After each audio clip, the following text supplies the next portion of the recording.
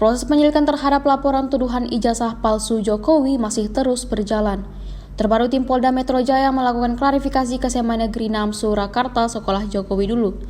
Juga Universitas Gadjah Mada UGM Yogyakarta untuk mendalami laporan tuduhan ijazah palsu Presiden ke-7 itu.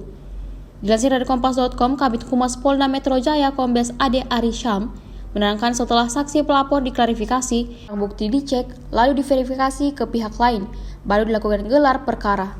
Ade, penyelidikan telah menggabungkan 6 laporan polisi terkait tuduhan ijazah palsu Jokowi.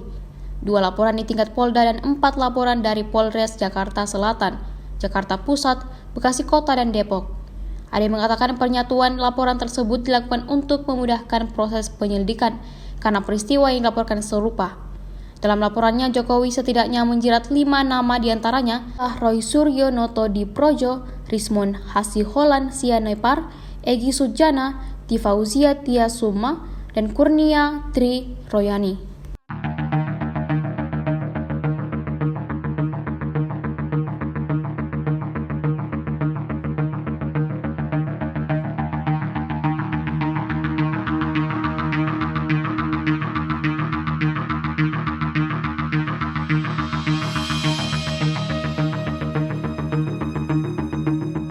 Download Tribun X sekarang, menghadirkan lokal menjadi Indonesia.